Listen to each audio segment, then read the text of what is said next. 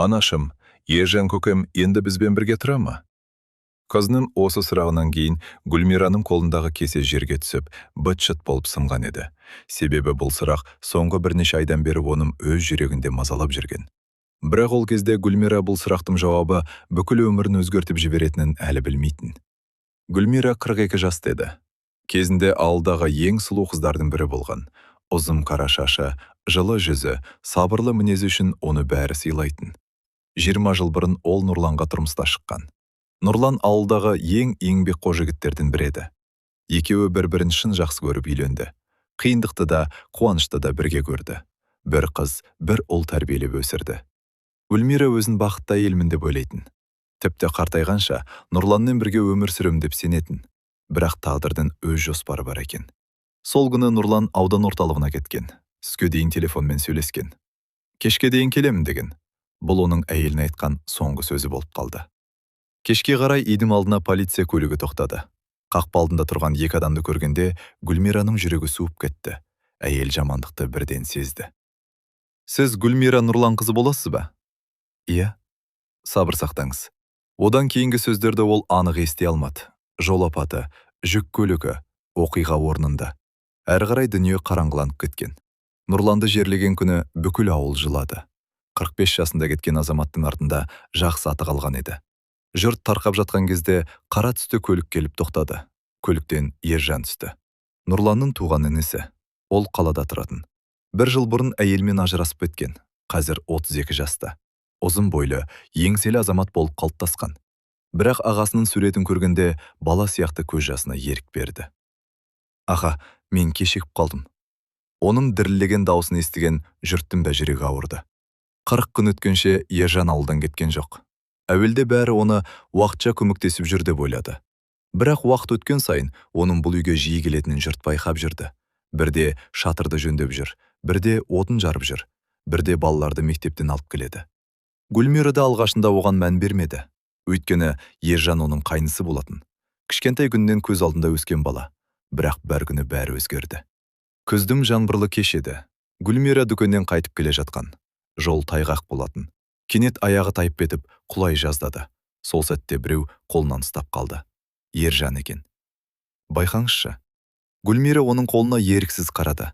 Қатты, жылы қол. Көздері де бұрынғыдай емес. Баяғы тентек бала жоқ. Алдында нағыз ер азамат тұр. Екеуінің көздері бір сәтке түйісіп қалды. Гүлмира жүрегінің бір түрлі дүрсілдегенін сезді.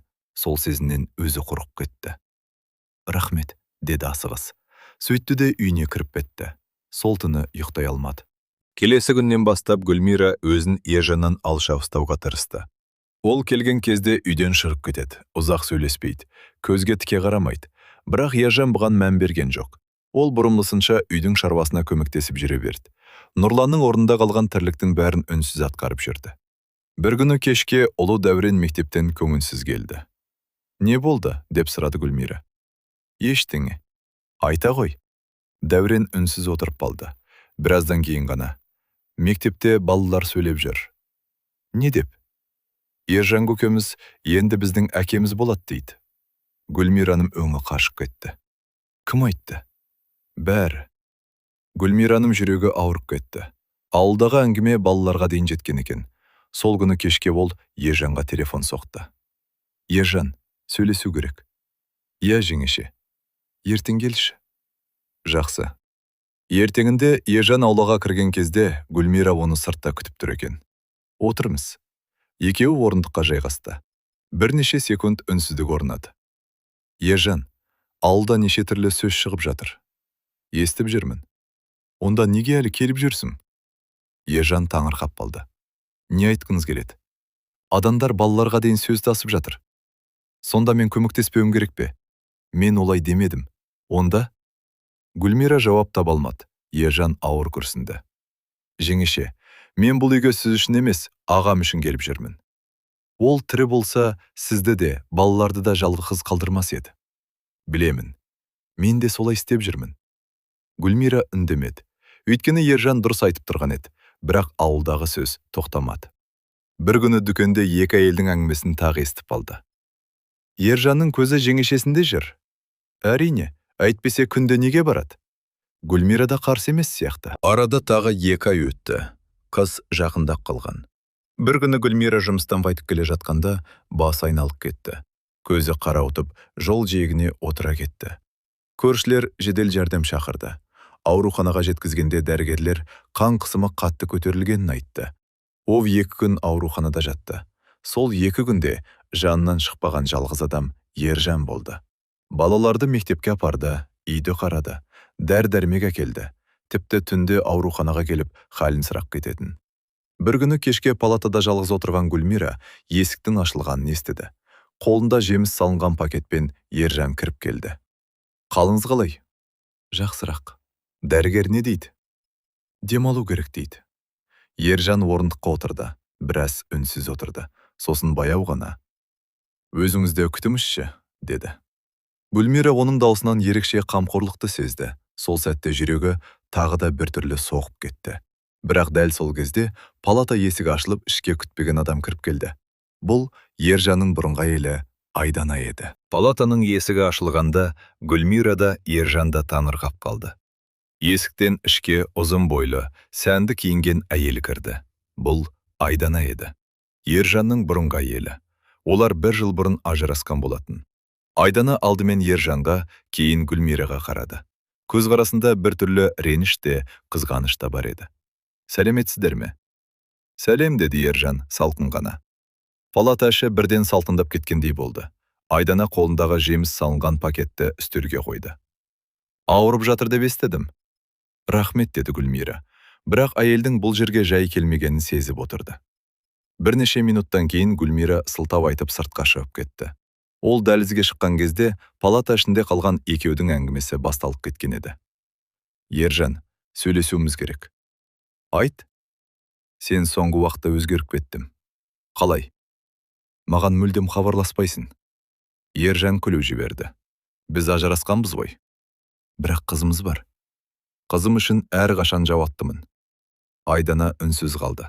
Сосын күтпеген жерден, сен әлі үйленген жоқсың, деді.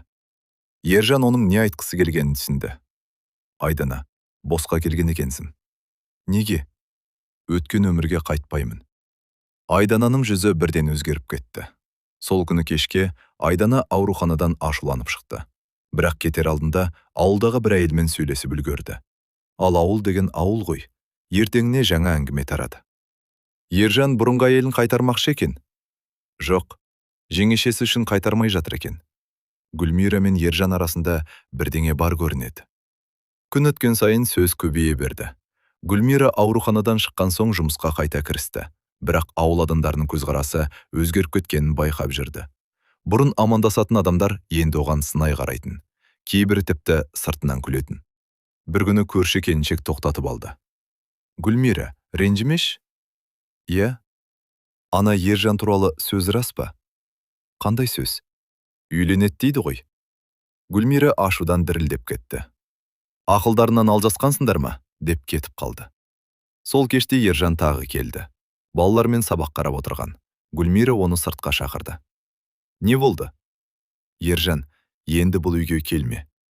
Ержан аң-таң болып қалды. Неге? Жұрттың сөзі бітпейді. Жұрт үшін өмір сүріп жүрсіз бе? Балаларға қиын болып жатыр. Мен кетсем бәрі тоқтай ма? Білмеймін. Ал мен білемін. Гүлмира үндемеді. Мен кетсем басқа нәрсе ойлап табады. Сонда не істейміз? Ештеңе. Қалай? Адал болсақ болды. Гүлмира оның жүзіне қарады. Сол сәтте Ержан бұрынғыдай қайынсы емес, нағыз ер азамат болып көрінді. Бұл оны одан сайын қорқытып жіберді. Бірнеше күннен кейін күтпеген жағдай болды. Кешкісін Аружан үйге жылап келді. Не болды? Мектепте бір қыз. Не деді? Ержан көкеңді әке деп айтып жүрсің бе, деді. Қызы қатты жылады. Гүлмираның жүрегі қан жылады. Ол алғаш рет ауылдан көшіп кетуді ойлады. Бірақ дәл сол түні тағы бір оқиға болды. Түн ортасында біреу қақпаны қатты соға бастады. Гүлмира қорқып оянып кетті. Терезеден қараса, сыртта мас күйдегі бір ер адам тұр екен. Бұл Айдананың ағасы болатын. Ал оның қолында темір арматура бар еді. Түн ортасы ауып кеткен еді. Қақпа тарс-тұрс соғылып жатты. Гүлмира қорыққаннан орнынан тұрып керезеге жақындады. Сыртта мас адам айғайлап тұр екен. Бұл Айдананың ағасы Болат болатын. Қолында темір арматура, көзі қанталап кеткен. Ержан, шық бері. Жасырынып отырсын ба? Шық деймін, балаларды оянып кетті. Аружан анасына жабысып жылаттыр. Дәуренің де өңі қашып кеткен. Гүлмира дереу полицияға хабарласуға ұмтылды. Сол кезде аулаға тағы бір көлік келіп тоқтады. Көліктен Ержан түсті. Ержан жағдайды бірден түсінді. Болат аға, тынышталыңыз. Маған ақыл айтпа. Не болды? Не болғанын өзің білесің. Болат арматураны жерге өріп жіберді. Бүкіл ауыл сен туралы айтып жүр. Не айтып жүр? Жеңгеңмен жүрсің дейді. Ержанның қабағы түйіліп кетті. Аузыңызға ие болыңыз. Шындық ашшы ма? Мен сізбен ұрыспаймын. Ұрыспайсың ба? Кенет Болат Ержанға қарай ұмтылды. Бірақ Ержан оны итеріп жіберді. Болат жерге құлап түсті. Сол сәтте көршілерді жинала бастады. Жарты сағаттан кейін полиция келді. Болатты алып кетті. Ауыл тағы гүлдеп кетті. Ертеңіне бұл оқиға бәрінің аузында жүрді. Енді жұрт бұрынғыдан бетер сөйлей бастады. Гүлмира қатты шаршаған еді. Бір жағынан балалар, бір жағынан ауылдың сөзі. Бір жағынан өз жүрегі. Соңғы уақытта Ержанға деген көзқарасы өзгеріп бара жатқан өзі де байқап жүрді. Бірақ мойындағысы келмейтін. Қанша жерден өзін тоқтатса да, Ержан келгенде көңілі тынышталып қалатын. Ол келмеген күні үй бір түрлі бос көрінетін. Осы сезіннен өзі қорқатын. Бір күні кешке балалар сабақ оқып отырғанда жарық сөніп қалды. Дауыл тұрған. Ауыл түгел қараңғыға көмілді. Гүлмира пеш жақпақ болып сыртқа шықты. Бірақ жаңбыр күшейіп кеткен. Сол кезде қақпа ашылды. Қолында фонарь ұстап Ержан кіріп келді. Жарық өшті ме? Иә. Қорқтыңыздар ма? Балалар қорқып отыр. Ержан генераторды қосып берді. Үй қайта жарықтанды. Балалардың жүзі жадырап кетті. Сол сәтте Дәурен күтпеген сөз айтты. Көке? Иә? Сіз бізге әкеміз сияқтысыз. Үй іші үнсіз қалды. Гүлмираның жүрегі шым ете түсті. Ержан да не айтарын білмей қалды. Бірнеше секундтан кейін ғана. Әкеңнің орнын ешкім баса алмайды балам, деді. Бірақ даусы дірілдеп шықты. Сол түні Гүлмира ұзақ ойланды. Нұрланды ұмытқан жоқ. Ұмытуы мүмкін демес еді, бірақ өмір тоқтап қалмайды екен. Адамның жүрегі де бос қалмайды екен. Ол осыны алғаш рет түсіне бастады. Алайда тағдыр олардың алдына тағы бір ауыр сынақ дайындап қойған еді. Ертеңінде ауылға күтпеген қонақ келді. Бұл Нұрлан мен Ержанның анасы Зейнеп апа болатын. Ал ол келісімен ауылдағы өсекті түгел естіп үлгерген еді. Гүлмира, сенімен маңызды әңгімем бар, деді ол қатулы жүзбен. Гүлмираның жүрегі зу ете қалды. Гүлмира, сенімен маңызды әңгімем бар. Зейнеп апаның даусы бұрынғыдан қатқыл естілді. Гүлмира бірден бір жаман нәрсе боларын сезді. Балалар бөлмесіне кіріп кеткен соң, екеуі ас үйде оңаша қалды. Зейнеп апа біраз уақыт үнсіз отырды. Сосын ауыр күрсінді. Қызым, мен сені өз қызындай көріп келдім. Білемін апа. Сол үшін ашық сөйлесемін. Гүлмира үнсіз тыңдап отырды. Ауылда неше түрлі әңгіме шырып жатыр. Гүлмира төмен қарады. Естіп жүрмін. Рас па? Не? Ержан екеуің туралы айтып жүр. Гүлмира бірден басын көтерді. Апа, онда ештеңе жоқ. Қазір жоқ шығар. Мүлде жоқ. Бірақ кейінше Гүлмира жауап бере алмады. Зейнеп апа көзінен жас сыртты. Мен бір ұлынан айырылдым. Енді екінші ұлынан да айырылғым келмейді. Мен түсінбедім. Ержан әлі жас, 32 жаста ғана. Ал сен... Зейнеп апа сөзін аяқтамай тоқтап қалды. Бірақ Гүлмира бәрін түсінді. Мен 42-демін. Иә. Сондықтан ма? Қызым, ренжіме. Ержан өз қатарынан қыз алуы керек. Бұл сөздер Гүлмираның жүрегіне пышақтай қадалды. Кешке Ержан келгенде анасы оны сыртқа шақырып алды. Аулада екеуінің дауыстары естіліп тұрды. Анашым, не болып жатыр? Сенен сұраймын. Нені? Бүкіл ауыл сен туралы айтып жүр. Айта берсін. Айта берсін дейсің бе? Мен ешкіммен қорықпаймын. Ертең жеңгеңе үйленем деп шығасың ба? Осы сөзден кейін аула үнсіз қалды. Гүлмираның жүрегі дүрсілдеп кетті. Керезе алдында тұрған күйі қозғала алмай қалды. Бірнеше секунд өтті. Сосын ержаным дауыс шықты. Егер сондай күн келсе ше? Зейнеп апа сілейіп қалды. Үй ішіндегі Гүлмира да демін ішіне тартып қалды. Не дедім? Егер сондай күн келсе дедім. Ержан, жеңгем жаман адам емес. Бірақ ол сенің жеңгең. Бір кезде солай болды. Ол сенен 10 жас үлкен. Жасқа қарап адам сүймейді. Зейнеп апаның көзінен жас шығып кетті. Сонда рас па? Ержан үндемеді. Оның үнсіздігі бәрінен ауыр жауап болды. Сол түні Гүлмира ұйықтай алмады. Ержанның айтқан сөздері қайта-қайта есіне түсе берді. Егер сондай күн келсе ше? Жасқа қарап адам сүймейді. Бұл сөздерді ол кездейсоқ айтқан жоқ. Демек Ержанның жүрегінде әлдеқашан сезім пайда болған. Осы ойдан кейін Гүлмираның жүрегі бұрынғыдан бетер мазасызданды.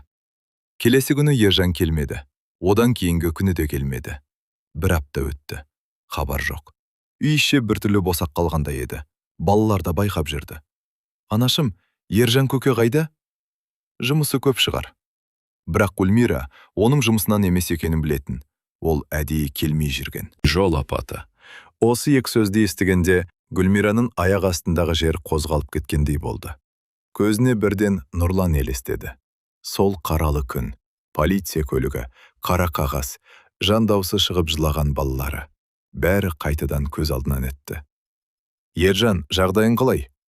Уайымдамаңыз. Қай аурухана? Аудандық ауруханадамын. Қатты жарақат алдың ба? Жоқ, Құдай сақтады. Гүлмира бір сәтте ойланбастан сыртқа шықты. Аружан, Дәурен, мен тез барып келемін. Не болды? Ержан көкелерін ауырып қалыпты. Балалардың өмі бірден өзгеріп кетті. Жарты сағаттан кейін Гүлмира ауруханаға жетті. Палата есігін ашқанда жүрегі қатты соғып тұрды. Ержан төсекте жатыр екен. Маңдайы таңылған. Оң қолы гипсте, бірақ тірі, аман. Гүлмираның көзіне еріксіз жас келді. Не болды саған?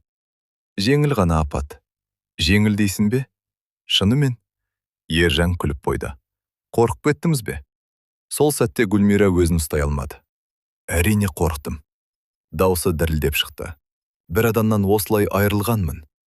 Палата іші үнсіз қалды. Ержан оның көзіндегі жасты көрді. Алғаш рет Гүлмира өз сезімін жасыра алмады. Сол күні кешке дейін ауруханада отырды. Үйге қайтқысы келмеді. Бір кезде Ержан оған ұзақ қарап отырып, неге келдіңіз? Не деген сұрақ? Мен сізге ешкім емеспін ғой. Гүлмира жауап бере алмады. Айтыңызшы. Балалар үшін келдім. Тек балалар үшін бе? Бұл сұраққа жауап беру қиын еді. Өйткені соңғы уақытта өзі де жүрегін түсінбей жүрген. Кешке қарай Ержан ұйықтап қалды. Гүлмира палатадағы орындықта отырды. Сол кезде дәлізден екі медбикенің дауысы естілді. Ана кісі әйелі ме? Жоқ сияқты. Бірақ қатты уайымдап отыр ғой. Әйелі болмаса да жақсы көретін шығар. Гүлмира естімегендей болып отырды. Бірақ жүрегі тағы мазасызданды. 3 күннен кейін Ержан ауруханадан шықты. Үйіне емес, бірден ағасының үйіне келді. Балалар қуанып қарсы алды. Көке! Қалайсыз? Сағындық қой. Ержан күліп балаларды құшақтады. Сол сәтте Гүлмира сырттан қарап тұрды. Бір отбасы сияқты көрінді. Осы ойдан өзі шошып кетті. Бірақ ауылдың әңгімесі тоқтаған жоқ. Керісінше күшейе түсті. Бір күні мешіттен қайтып келе жатқан Зейнеп апаның құлағына тағы сөз тиді. Ержан жеңгесіне ғашық болыпты. Үйленетін көрінеді. Балалар да қарсы емес екен. Сол күні кешке Зейнеп апа ұлын шақырып алды. Маған шындық айт. Қандай шындық? Сен Гүлмираны жақсы көресің бе? Ержан анасының көзіне тіке қарады. Ұзақ үнсіз отырды. Сосын алғаш рет ештеңені жасырмай, «Иә», деді. Зейнеп апаның қолындағы кесе дірілдеп кетті. Қашаннан бері? Өзін де білмеймін. Ержан, мен оны құрметтеймін. Ол сенің жеңгең. Бұрын солай болған. Ауыл не дейді? Маған бәрібір. Ал оған ше? Осы сұраққа келгенде Ержан үнсіз қалды. Өйткені Гүлмираның жүрегінде не бар екенін өзі де білмейтін.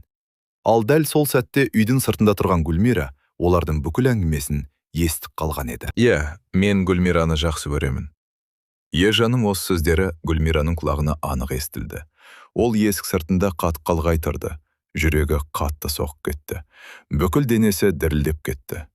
Осы уақытқа дейін ауылдың өсегі деп жүрген нәрсе шындық болып шықты. Ержан шынымен де оны жақсы көретін еді. Ал бұл шындықты алғаш естіген сәтте Гүлмира қуанған жоқ. Қорықты. Өте қатты қорықты. Сол түні ол көз іле алмады. Біресе Нұрлан есіне түседі, біресе Ержан, біресе ауылдың сөзі, біресе балалары. Қанша ойланса да дұрыс шешім таба алмады. Таң ата ғана көзі ілініп кеткен. Келесі күні Ержан келгенде Гүлмира әдейі сыртқа шақырды. Аулада екеуі ғана қалды. Кеше анаңмен сөйлескеніңді естідім. Ержан үнсіз қалды. Бәрін естідім. Сонда неге айттым?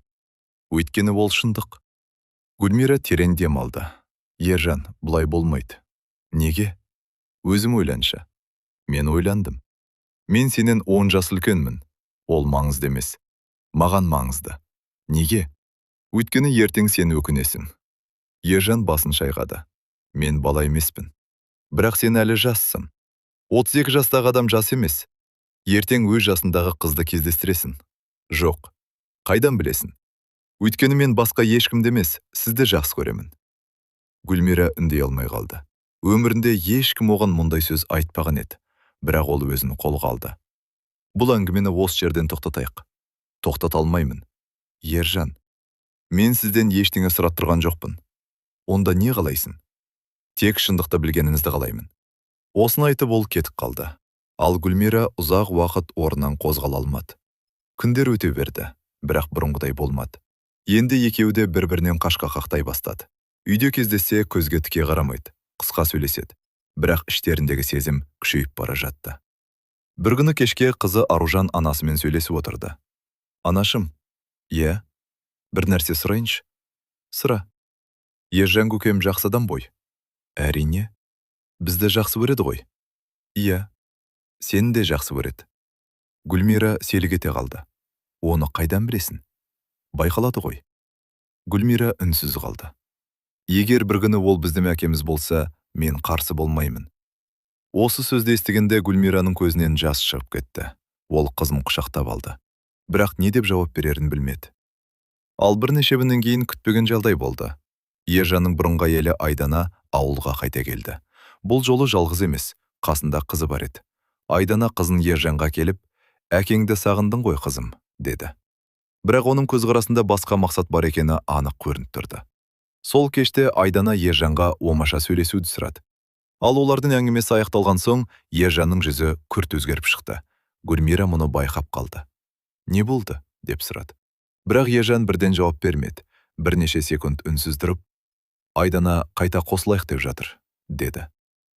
Гүлмираның жүрегі сол сәтте шым ете қалды. Айдана қайта қосылайық деп жатыр. Гүлмира үнсіз қалды. Бір сәтке тынысы тарылып кеткендей болды. Бірақ сыр бермеуге тырысты. Қызым үшін шығар. Иә, солай дейді. Онда жаман емес қой. Осы сөздерді айтқанымен жүрегі мүлде басқа нәрсені айтып тұр еді. Ержан оның жүзіне ұзақ қарады. Сіз шынымен солай ойлайсыз ба? Бұл сенің өмірің. Бірақ мен сіздің ойыңызды сұрап тұрмын. Гүлмира көзін тайдырып әкетті.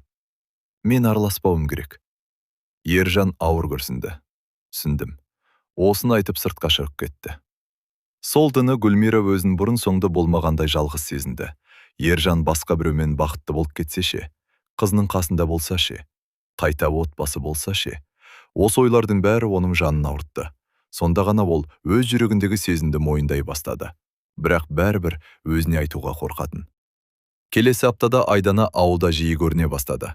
Бірде қызын Ержанға келеді, бірде өзі келеді, бірде бірге қыдырып жүреді. Мұны көрген ауыл адамдары тағы да әңгіме шығара бастады. Ержан бұрынғы әйелмен қайта қосылатын болды. Қыз үшін дұрыс қой. Гүлмира енді тынышталатын шығар. Бұл сөздер Гүлмираның жүрегіне ауыр тиді. Бір күні кешке Аружан анасын таңғалдырды. Анашым, сен жылап отырсың ба? Жоқ, қызым. Жылап отырсың. Гүлмира терезеге қарап үнсіз қалды. Саған Ержан көке ұнай ма? Бұл сұрақты күтпеген еді. Не айтып отырсың? Мен бәрін байқап жүрмін. Гүлмира алғаш рет қызынан көзін жасыра алмады. Кейде өмір өте қиын болады екен, қызым. Аружан келіп анасын құшақтады. Егер сен бақытты болсаң болды. Осы сөзден кейін Гүлмира көз жасын тоқтата алмады.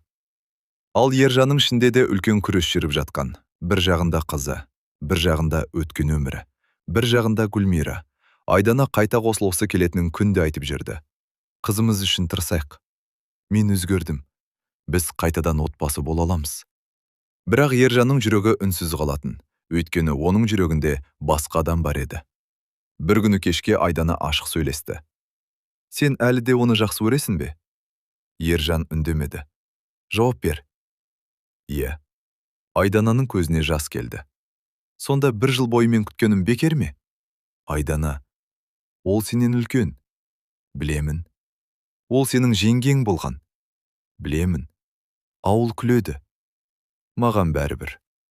Айдана үнсіз жылады. Сосын орнынан тұрып кетті. Кетерінде бір ғана сөз айтты. Онда мен сендерді бақытты етуге кедергі болмаймын. Бірақ тағдыр тағы бір тосын сый дайындап қойған еді. 2 күннен кейін Гүлмира жұмыстан қайтып келе жатқанда, кенет бас айналып, есінен танып құлап қалды. Ауыл адамдары жедел жәрдем шақырды. Дәрігерлер тексерген соң, науқастың жүрегінде мәселе бар екен. Жақын арада ота жасау қажет болуы мүмкін деді. Бұл жаңалық бәрін шошытты. Әсіресе Ержанды. Өйткені ол Гүлмираны тағы да жоғалтып алдан қатты қорқып қалған еді. Жақын арада ота жасау қажет болуы мүмкін. Дәрігердің осы сөзі Ержанның құлағында қайта-қайта жаңғырып тұрды. Ол аурухана дәлізінде үнсіз отырды. Көзі операция бөлмесінің есігінде. Жүрегі тыныш емес. Өмірінде алғаш рет бір адам үшін осыншалық қорқып отырғанын түсінді. Гүлмира палатада жатыр еді. Дәрігерлер толық тексеру жүргізіп жатқан. Аружан мен Дәуренде ауруханаға келді. Қыздың көзі жылаудан ісіп кеткен. Анашым жазылып кетеді ғой. Әрине, деді Ержан. Бірақ оның өзі де бұл сөзге толық сенімдемес еді. Кешке дәрігер шықты. Науқастың жағдайы тұрақты, барлығы жеңіл тыныс алды. Бірақ операция қажет. Қауіпті ме? Деп сұрады Ержан. Кез келген операцияның қаупі болады. Сол сөзден кейін Ержанның жүрегі тағы шым ете қалды. Сол түні ол палата жанынан кетпеді, тіпті үйге де бармады. Таңға дейін ауруханадағы орындықта отырды. Гүлмира оянғанда бірінші көрген адамы Ержан болды. Сен әлі кетпедің бе? Жоқ. Үйге баруың керек қой. Кейін. Неге? Ержан бірнеше секунд үндемей қалды. Сосын алғаш рет ештеңені жасырмай сөйледі. Өйткені сізден айырылып қалғым келмейді. Гүлмира үнсіз қалды. Жүрегі бұрынғыдан да қатты соға бастады. Осы сәтте ол да шындықтан қаша алмайтынын түсінді. Соңғы бірнеше айда Ержан оның өмірінің бір бөлшегіне айналып кеткен еді. Ол келгенде көңілі жайланатын, ол ауырса мазасызданатын, ол жоғалса іздейтін. Бұл жай ғана туыстық қамқорлық емес еді, бірақ осыны мойындауға батылы жетпеген. Келесі күні кешке палатада екеуі ғана қалды. Сыртта жаңбыр жауып тұрған. Гүлмира терезеге қарап отырды. Ержан, бір нәрсе сұрайыншы. Сұраңыз. Егер мен операциядан шықпай қалсам ше? Ондай сөз айтпаңыз. Айтшы. Мен ондайды ойламаймын. Бірақ өмірде бәрі болады. Ержан оның қолынан ұстап алды. Сізге ештеңе болмайды. Қайдан білесің? Өйткені мен күнде Алладан соны сұрап жүрмін. Гүлмираның көзіне жас келді. Осы кезде есік ашылды. Ішке Зейнеп апа кірді. Ол екеуінің қол ұстасып отырғанын көріп қалды. Бірнеше секунд үнсіз тұрды. Сосын жай ғана. Мен сөйлескім келеді, деді. Түнде Зейнеп апа Гүлмирамен оңаша қалды. Ұзақ үнсіз отырды. Сосын көзіне жас алып, қызым, мен сенен кешірім сұраймын, деді. Гүлмира антан болды. Неге? Мен сені түсінбедім. Апа, соңғы күндері бәрін ойладым. Зейнеп апа көз жасын сүртті. Ержанның жүзін көріп жүрмін. Ол сені шын жақсы көреді. Нұрлан да сені қатты жақсы көретін. Егер менің үлкен ұлым тірі болғанда, сенің бақытты болғанымды қалар еді. Гүлмира көз жасын тыя алмады. Зейнеп апа алғаш рет оның қолын қысты. Жалғыз өтінішім бар. Қандай? Екеуің де бақытты болыңдар. Сол түні Гүлмира ұзақ жылады. Бірақ бұл жолы қайғыдан емес. Жүрегіндегі ауыр жүктің бір бөлігі түскендей еді. Ал ертеңіне операция күні белгіленді. Дәрігерлер операция таңертең басталатынын айтты. Ал Ержан түні бойы ұйықтай алмады. Өйткені ертең оның тағдыры ғана емес, бүкіл өмірі шешілетін күн еді. Операция болатын күнді келіп жетті. Таңертең ерте Гүлмираны операция бөлмесіне алып бара жатқанда, дәлізде тұрғандардың бәрінің көзіне жас келді. Аружан анасының қолын жібергісі келмеді. Дәурен үнсіз жылап тұрды. Зейнеп апа қолындағы тәспісін айналдырып, дұға оқып отырды. Ал Ержан болса, үндемей ғана Гүлмираның жанында келе жатты. Операция бөлмесінің есігіне жеткенде Гүлмира оған қарады. Ержан, иә, балаларға қарайсың ғой. Әрқашан. Егер деген сөзді айтпаңыз. Гүлмира әлсіз жымиды. Сол сәтте Ержан оның қолынан ұстап, мен сізді жақсы көрем деді. Бұл сөзді ол алғаш рет Гүлмираның көзіне қарап айтты. Гүлмираның көзінен жас ақты. Мен де, деді жай ғана. Бұл сөзді естіген Ержан көзін жұмып алды. Көптен күткен жауап осы еді. Операция бірнеше сағатқа созылды. Дәліздегі әр минут бір сағаттай өтіп жатты. Ешкім сөйлеген жоқ. Барлығы дәрігердің шығуын күтіп отырды. Ақыры операция бөлмесінің есігі ашылды. Дәрігер сыртқа шықты. Барлығы орнынан атып тұрды. Дәрігер, қалай өтті? Дәрігер күлімсіреп басын изеді. Операция сәтті өтті. Сол сәтте бәрі терең дем алды. Аружан жылап жіберді. Дәурен Ержанды құшақтап алды. Зейнеп апа шүкіршілік айтып көз жасын сүртті. Ал Ержан болса қабырғаға сүйеніп тұрып қалды. Оның көзіне де жас келген еді. Келесі айлар оңай болған жоқ. Гүлмира ұзақ уақыт ем қабылдады. Денсаулығын қалпына келтірді. Осы уақыттың бәрінде жанынан бір адам кетпеді. Ол Ержан еді. Таңертең дәрісін береді, дәрігерге апарады, үйдің шаруасын атқарады, балаларға көмектеседі. Қиналған кезде қолдау көрсетеді, жылаған кезде жұбатады. Гүлмира күн өткен сайын оның қандай адам екенін бұрынғыдан да жақсы түсіне бастады. Арада бір жыл өтті, көктем мезгіл еді. Аулада алма ағаштары гүлдеп тұрған. Сол күні Ержан бүкіл отбасын дастархан басына жинады. Балалар да Зейнеп апада отырды. Ержан орнынан тұрды. Сосын бәрінің көзінше Гүлмираға қарады. Менің айтарым бар. Үй іші тынышталып қалды. Мен бұл отбасыны бұрыннан жақсы көремін. Ағамның аманатын да жақсы көремін. Бірақ ең бастысы, Ержан бір сәт тоқтады. Мен Гүлмираны жақсы көремін. Гүлмира көз жасын сүртті. Сондықтан Ержан қалтасынан сақина шығарды. Маған тұрмысқа шығасыз ба? Аружан мен Дәурен бірден күліп жіберді. Зейнеп апа да жылап отыр еді. Гүлмираның көзіне жас толды. Өмірінде екінші рет тұрмысқа шығам деп ешқашан ойламаған. Бірақ тағдыр оған екінші мүмкіндік беріпті. Иә, деді ол. Сол жазда олардың шағын ғана некесі қиылды. Ешқандай даңғаза той болған жоқ. Кек ең жақын адамдар ғана қатысты. Бірақ ол күн олардың өміріндегі ең бақытты күндердің бірі болды. Арада 5 жыл өтті. Үйдің ауласы балалардың күлкісіне толы еді. Аружан университетте оқып жүр. Дәурен мектепті аяқтауға жақындаған. Ал Ержан мен Гүлмираның ортақ екі баласы дүниеге келген. Кішкентай Нұрәли мен Айша аулада асыр салып ойнап жүр. Кейде Гүлмира терезе алдында отырып өткен өмірін есіне алады. Нұрланды да ұмытқан жоқ. Ол әрқашан жүрегінің бір бұрышында сақталып қалды. Бірақ өмірдің тоқтамайтынын түсінді. Кейде Алла адамға қайғыдан кейін күтпеген бақыт сыйлайды екен. Бір күні кешке балалар ойнап жүргенде, Ержан оның жанына келді. Не ойлап отырсың? Өмірді. Өкінесің бе? Гүлмира күлімсіреп басын шайқады. Жоқ. Неге? Өйткені бақытты адам өткеніне өкінбейді. Ержан оның қолынан ұстады.